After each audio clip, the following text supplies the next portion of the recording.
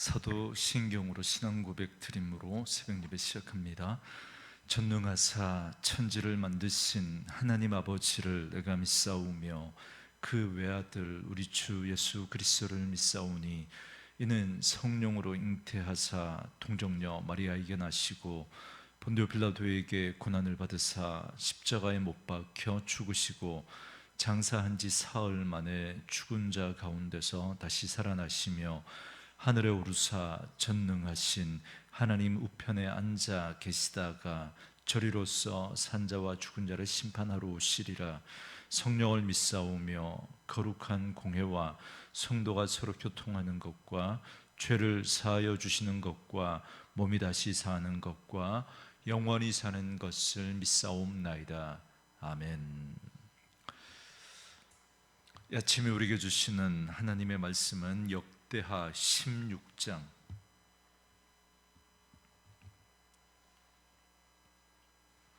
역대하 16장 1절로 14절 말씀까지.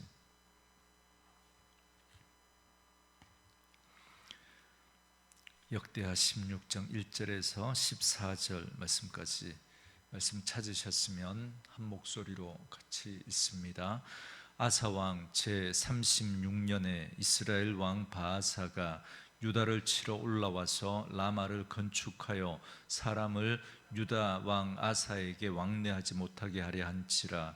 아사가 여호와의 전 곳간과 왕궁 곳간에 은금을 내어다가 다메섹에 사는 아람 왕 베나다데에게 보내며 이르되 내 아버지와 당신의 아버지 사이에와 같이 나와 당신 사이에 약조하자.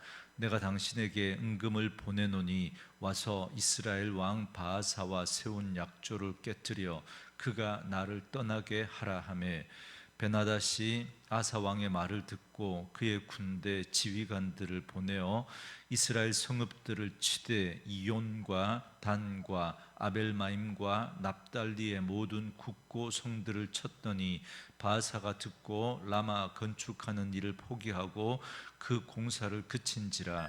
아사 왕이 온 유다 무리를 거느리고 바아사가 라마를 건축하던 돌과 제목을 운반하여다가 게바와 미스바를 건축하였더라. 그때 선견자 하나니가 유다 왕 아사에게 나와서 그에게 이르되 왕이 아람 왕을 의지하고 왕의 하나님 여호와를 의지하지 아니하였으므로 아람 왕의 군대가 왕의 손에서 벗어났나이다. 구스 사람과 룹 사람의 군대가 크지 아니하며 말과 병거가 심히 많지 아니하더이까. 그러나 왕이 여호와를 의지하였으므로 여호와께서 왕의 손에 넘기셨나이다. 여호와의 눈은 온 땅을 두루 감찰하사 전심으로 자기에게 향하는 자들을 위하여 능력을 베푸시나니 이 일은 왕이 망령되이 행하였은즉 이후부터는 왕에게 전쟁이 있으리이다 하매, 아사가 노하여 선견자를 옥에 가두었으니 이는 그의 말에 크게 노하였음이며, 그때 아사가 또 백성 중에서 몇 사람을 학대하였더라. 아사의 처음부터 끝까지의 행적은 유다와 이스라엘 열왕기에 기록되니라. 아사가 왕이 된 지 39년에 그의 발이 병들어 매우 위독했으나 병이 있을 때 그가 여호와께 구하지 아니하고 의원들에게 구하였더라. 아사가 왕위에 있은 지 41년 후에 죽어 그의 조상들과 함께 누움에 다윗성에 자기를 위하여 파두었던 묘실에 무리가 장사하되 그의 시체를 법대로 만든 각양 향재료를 가득히 채운 상에 두고 또 그것을 위하여 많이 분향하였더라. 아멘. 오늘은 함께 읽으신 역대하 16장 1절에서 14절 말씀을 중심으로 전심과 반심이라는 제목의 말씀으로 잠시 은혜를 나누겠습니다. 지금까지 우리가 살펴봤던 아사 왕은 하나님을 간절히 찾고 의지하는 선하고 의로운 왕이었습니다. 그런데 말년에 아사 왕은 잘못된 길로 나아갑니다. 오늘 본문은 바로 그 사실을 말해주고 있는데요. 먼저 1절부터 6절까지의 말씀은 아사 왕이 아람과 동맹을 맺는 내용입니다. 1절에 보시면 아사 왕 제36년에 이스라엘 왕 바아사가 유다를 치러 올라와서 라마를 건축하여 사람을 유다 왕 아사에게 왕래하지 못하게 하려 한지라, 이렇게 말합니다. 아사 왕이 아람 왕과 동맹을 맺게 된 원인을 말해주는 말씀인데요. 북이스라엘의 바아사 왕이 남유다를 침략해서 라마를 점령했기 때문이다라는 겁니다. 여기 이 라마는 그 사무엘 선지자의 고향으로 선지자 학교가 있었던 곳으로 우리에게 잘 알려져 있는 곳입니다. 그리고 이곳은 아사 왕의 아버지 아비야가 여로보암과의 전쟁에서 승리해서 빼앗은 성읍인데, 북이스라엘의 바아사 왕이 쳐들어와서 다시 이 성읍을 빼앗은 겁니다. 바아사 왕이 왜 이 라마를 공격해서 점령했냐면, 우리가 어제 살펴봤던 것처럼 하나님께서 아사 왕과 함께 하신다라는 것을 보면서 북이스라엘 사람들이 월남을 해서 남유다로 넘어갔기 때문입니다. 그래서 바아사는 북이스라엘 사람들이 남유다로 가는 걸 막고 나아가 남유다를 공격하는 전초 기지로 삼고자 라마를 점령하고 그곳에 성을 세우려고 했던 것입니다. 그래서 아사 왕은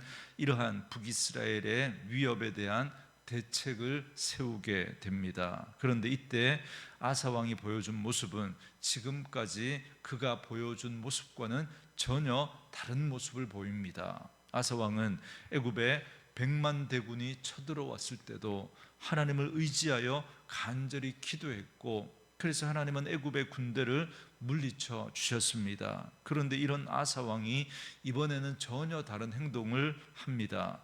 2절 말씀에 보니까 그는 북방에 있는 아람을 의지합니다. 그래서 아사 왕은 아람 왕 베나닷에게 하나님께 드렸던 그 은과 금을 전부 보냅니다. 그가 이렇게 한 이유에 대해서 3절 말씀은 이렇게 말씀합니다. 내 아버지와 당신의 아버지 사이에와 같이 나와 당신 사이에 약조하자. 내가 당신에게 은금을 보내노니 와서 이스라엘 왕 바아사와 세운 약조를 깨뜨려 그가 나를 떠나게 하매, 이렇게 말합니다. 그러니까 남유다는 아비야 왕 때에 아람과 상호 동맹을 맺었는데, 이때 북이스라엘도 아람 왕과 동맹을 맺었던 겁니다. 그러니까 아람은 남유다와 북이스라엘 모두에게 동맹을 맺고 있었던 거죠. 이 사실을 잘 알고 있었던 아사 왕은 우리 남유다와 아람의 동맹을 더 굳건하게 하고, 우리나라를 쳐들어온 저 북이스라엘과 맺었던 그 조약은 파기하고 라마를 점령한 저 북이스라엘을 좀 몰아내 달라고 그렇게 부탁을 한 거죠. 아람 왕 베나닷은 이 제안을 좋게 여겼습니다. 왜냐하면 그는 호시탐탐 이스라엘 땅을 노리고 있었기 때문에 이번 기회에 북이스라엘을 이렇게 점령하려고 했던 거죠. 그래서 4절에 보시면 아람 왕 베나닷은 군대를 보내 북이스라엘 성읍들을 쳤습니다. 그러니까 북이스라엘 바아사 왕은 자기 땅을 쳐들어온 아람 군대를 막기 위해서 라마를 포기하고 북이스라엘 수도 디르사를 방어하기 위해서 돌아갈 수밖에 없었습니다. 그러자 남유다의 아사 왕은 라마를 재탈환하고 바아사 왕이 라마를 요새화하고자 갖고 온 그 재료들을 가지고 도리어 북이스라엘의 경계에 있는 게바와 미스바를 요새화 시켜버립니다. 여러분, 어떻게 보면 이건 아사 왕의 탁월한 외교력의 승리이고 그의 뛰어난 정치력이 발휘된 것이다, 그렇게 볼 수 있습니다.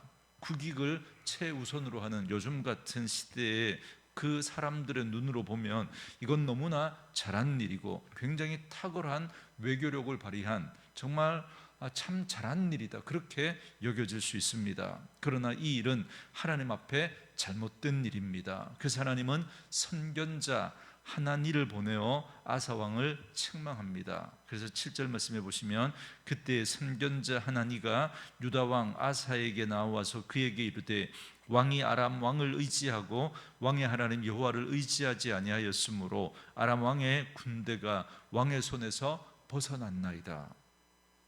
여기에 놀라운 말씀이 선포되고 있는데요, 여러분 잘 보시면 마지막에 아람 왕의 군대가 왕의 손에서 벗어났다 이렇게 말합니다. 이게 무슨 말이냐면 아사 왕이 하나님 앞에서 끝까지 바르게 행하였더라면 북이스라엘의 바하사 왕을 무찌르는 것은 물론이거니와 아람까지도 정복하게 하셨을 것이다 이 말입니다.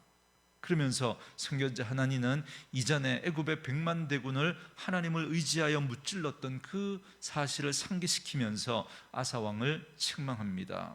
아사 왕이 하나님을 의지하지 않고 인간적인 방법으로 행했기 때문에 이제 아람은 왕의 손에서 벗어나게 되었고, 그래서 이제 이후로는 전쟁이 계속 있을 것이다 라고 경고합니다.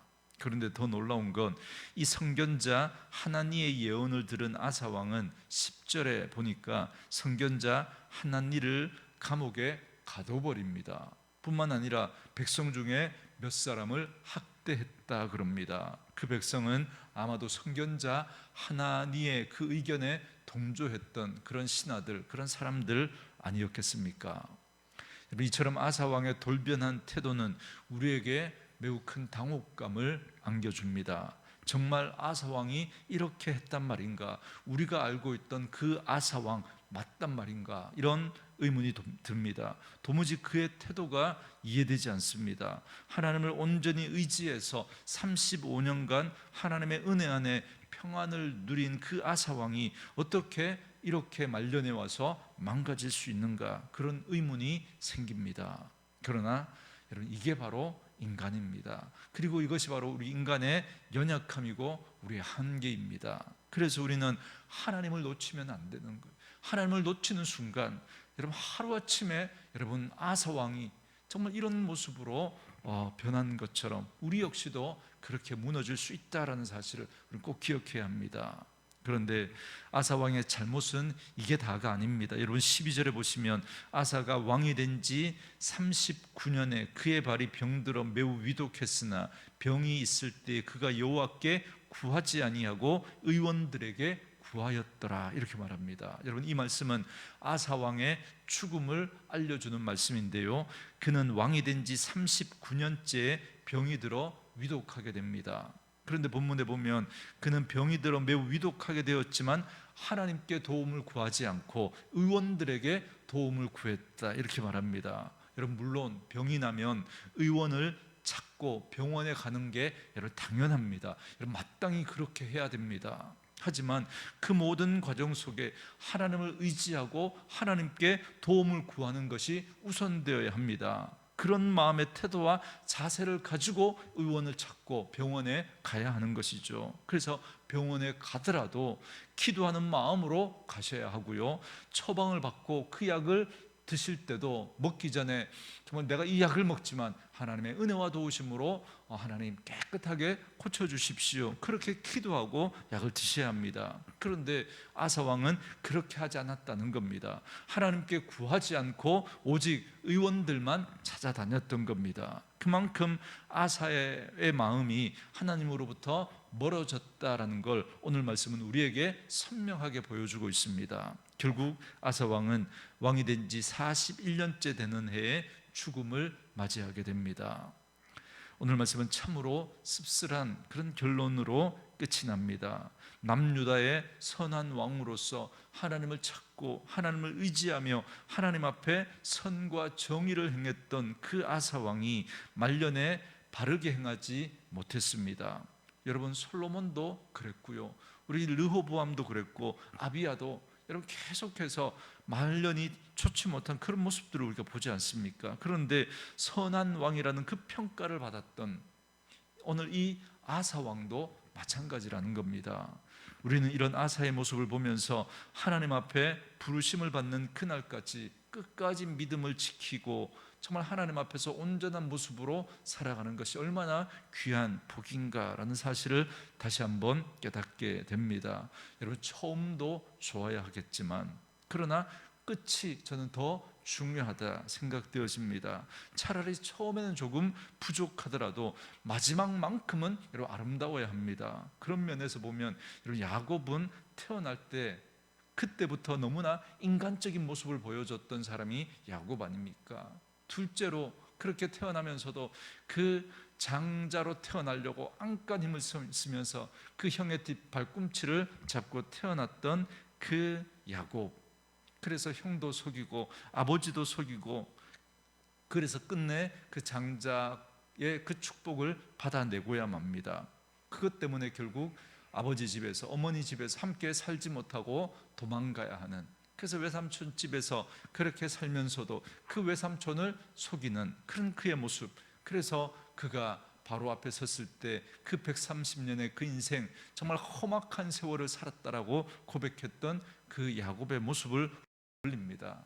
야곱이 그렇게 인간적으로 살지 않았어도 하나님은 야곱에게 놀라운 축복을 계획하고 계셨습니다. 오히려 하나님의 말씀에 순종하고 하나님을 의지하고 하나님을 찾았다면 야곱의 인생은 더 아름다웠을 겁니다. 그런데 그가 인간적인 방법으로 그렇게 행했던 것 때문에 그는 험악한 세월을 살아야 했던 거죠. 그러나 그래도 야곱은 그 이후에 하나님을 온전히 의지하고 하나님을 붙들면서 그렇게 자녀들 하나하나를 이렇게 축복하고 애굽에 편안하고 그 안락한 곳에서 살지만 가나안에 대한 소망을 놓치지 않고 돌아가게 될 텐데, 돌아갈 때 내 시체를 가지고 가서 그 가나안 땅에 묻어달라고 당부하면서 마지막까지 떠나는, 그래서 그 애굽의 그 편안한 삶을 바랐던 것이 아니라 그 하나님의 약속의 말씀에 소망을 두고 마지막까지, 정말 마지막에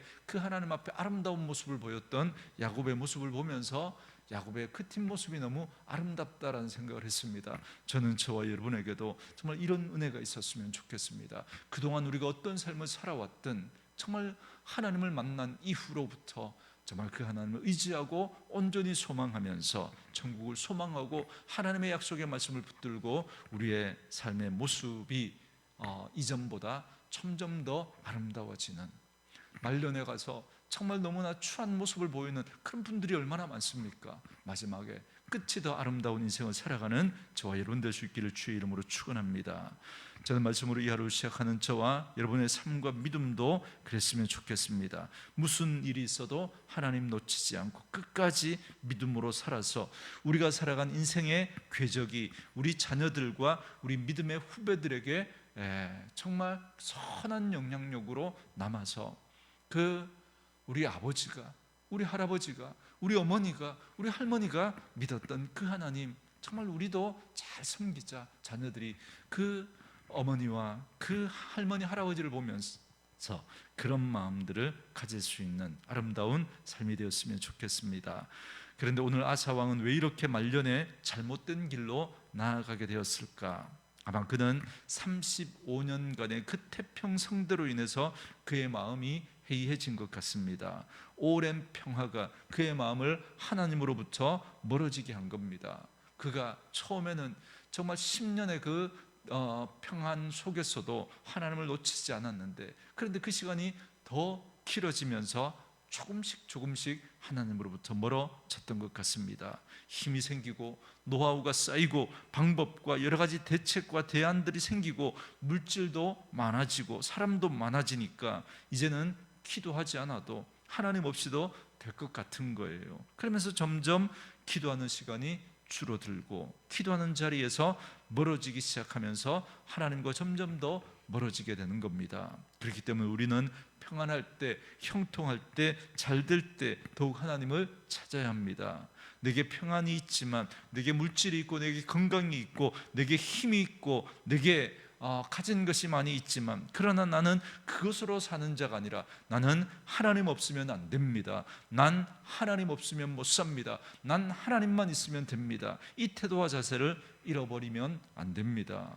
우리는 무슨 일이 있어도 하나님의 은혜를 잊어버리면 안 됩니다. 내 힘과 내 능력과 내 의로움으로 이루었다고 착각해서는 절대 안 됩니다. 그 모든 것에 하나님의 은혜가 함께했다는 사실을 놓치면 안 됩니다. 우리는 오늘 9절에서 선견자 하나니가 선포한 말씀, 여호와의 눈은 온 땅을 두루 감찰하사 전심으로 자기에게 향하는 자들을 위하여 능력을 베푸신다라고 하는 이 말씀을 꼭 명심해야 합니다. 그러므로 모든 일에 전심으로 하나님을 찾으시고 일평생 그 하나님만 의지하며 살아가는 저와 여러분 되어줄 수 있기를 원합니다. 그러기 위해서는 하나님이 우리의 삶의 이유와 목적과 소망이 되어야 합니다. 다윗이 하나님 앞에서 그 삶이 아름다웠던 이유, 모세가 그 삶이 하나님 앞에서 아름다웠던 이유는 하나님이 그 삶의 이유와 목적이었기 때문입니다. 모세의 소원은 가나안이 아니었습니다. 다윗의 소원은 성전을 짓는 것이 아니었습니다. 그의 소원과 그의 목적은 하나님이었습니다. 그래서 넌 여기까지야. 그러니까 그는 눈이 새하지 않았고 힘이 기력이 새하지 않았지만 그 가나안 땅을 다 들여다보면서도 그 가나안 땅 코앞에서도 넌 여기까지야 하니까 모세는 멈춥니다. 다윗은 성전을 지을 명분도 있었고 힘도 있었고 물질도 많이 있었지만 그러나 네가 짓는 게 아니라 솔로몬이 지을 거야. 그러니까 다윗은 거기에서 멈춥니다. 왜요? 그의 삶의 이유와 목적은 하나님이었기 때문이죠. 저는 저와 여러분의 삶의 이유와 목적도 하나님이 될 수 있기를 주의 이름으로 축원합니다. 주신 말씀 묵상하시면서 우리 이 찬양 함께 들으시며 기도하는 시간 갖겠습니다.